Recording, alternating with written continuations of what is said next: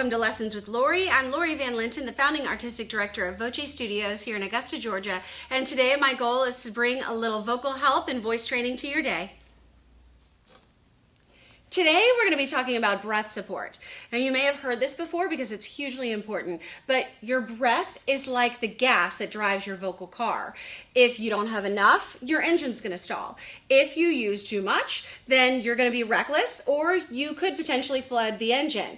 Today in this lesson, I want to clear up some information about breath and breath support and then give you a couple of exercises to help you get on your way. If you've ever sung in a choir or taken voice lessons before, you might have heard your teacher talking about the importance of singing from your diaphragm. Now, the diaphragm is an important part of breathing, but singing from your diaphragm makes it sound like you need to do something with your diaphragm when actually, as singers, we tend to get in the way of the breath. The diaphragm is a dome-shaped muscle that's located right below the ribs, and the muscle will contract, lowering, creating a vacuum, pulling air into your lungs. Now this happens naturally. You don't have to do anything, thank goodness, because if we were responsible for breathing, we wouldn't be able to sleep, because as soon as we went to sleep, we would stop breathing. When you aren't thinking about breathing, your body does exactly what it's supposed to do. But as soon as the doctor says, take a deep breath, you get involved and mess up the whole process. We tend to do the same thing as singers. When we go to sing, we gasp in air, doing a couple of different things. We first immediately dry out your vocal folds. Second, you create tension in your upper body. And third, you fill only about a third of your lung capacity. And you're filling it from the top, making it impossible for the muscles surrounding your diaphragm to help you have an even and controlled exhale needed for supporting your sound. So, what do? Today, I'm going to give you a couple of tips and some exercises to help you begin working on good breath support. Before we get started on the exercise, I want to make sure that you understand how your lungs are going to expand, all right? So when people ask you to take a breath, often what I see is this happens. The mouth opens, air draws quickly in, and this raises, or the shoulders lift with my small kids. I call it armpit breathing, all right? Creating tension and all kinds of other problems, all right? But your lungs don't expand that way. They expand all the way around your body, all right? They are inside of behind your rib cage. Your rib cage is there to protect it. And so you want to make sure that your posture is good. If you're slouching, you're making it to where it's impossible for your lungs to expand. So just stand naturally tall. You shouldn't have to contort in any way in order to be able to do this. And that way, when your lungs go to expand all the way around, you'll be able to feel an expansion across your back, across your chest, and in your sides. It's going to go everywhere. So if you only feel it in one direction, then you're doing it wrong. Now, there are a bunch of different exercises that you can do to help you work on breath support, and I have a bunch of different tricks that I use, but I gear them towards the students that are in front of me. So this one will work for any student at any point, as long as you are paying attention to what your body is doing, all right? So the first thing that I want you to think about is, instead of breathing through your mouth, breathe through your nose. Now, if you are from Augusta and it is March, which it is right now, that means that we are going right into the spring, and soon we are going to be blanketed with a beautiful layer of yellow pollen, which makes it extremely difficult for all of us here to breathe through our noses. So if you're somebody that struggles with a lot of snot and it's hard to breathe in through your nose, this one's going to be hard for you. But if you can, try to get comfortable breathing in through your nose. Breathe in through your mouth really quickly. Go. What do? Immediately you feel cold air that brushes right back into here. Now we've just done vocal warm-ups. So now that you've done a vocal warm-up, you're now pulling cool, dry air onto your vocal folds, which is really counterproductive.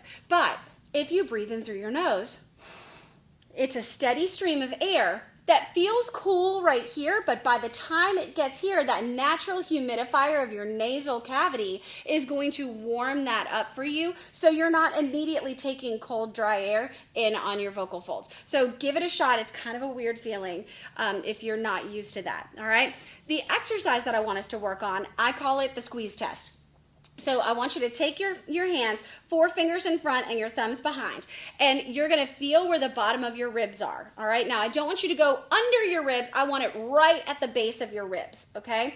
And so what I want you to do is think of pressing in and pinching this way. Now, if you have somebody that you can work with who will do that for you, that would be super helpful. But if you're working with yourself only, just make sure that this does not happen, that your shoulders don't go up, all right? That should be still nice and relaxed. The only thing that's changing is your arms are moving up, all right? So no tension as well. So you're gonna squeeze and press in as you take a breath. So when you're breathing, you can feel the expansion that happens all the way through here. It's not just here. Here will happen, yes, if you're using, you will feel some expansion across your chest. But what you want to make sure is happening is that this area is expanding as well, all right? So go ahead and press in and squeeze, and I want you to take 4 beats of breath nice and slowly through your nose. Here we go. Ready? Breathe in.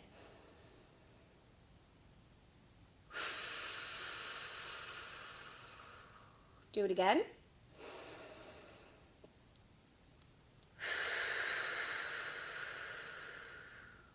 One more time.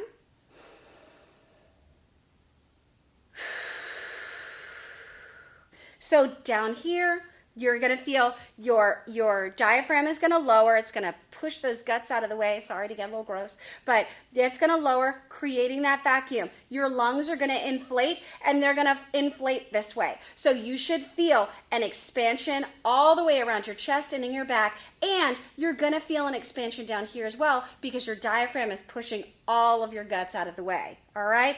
So be careful, like I said, about adding increased tension. There are a couple of other things that you can do. Just, again, careful with the tension. You could do a wall sit where you press your back against the wall and then slide down the wall a little bit so your knees are bent, making sure that these muscles are engaged, okay? So when you breathe in, you'll be able to feel it pressing against your back as well, all right? Then there's also where you can stand up, make sure your knees are unlocked, and hang down at the waist, relaxing everything.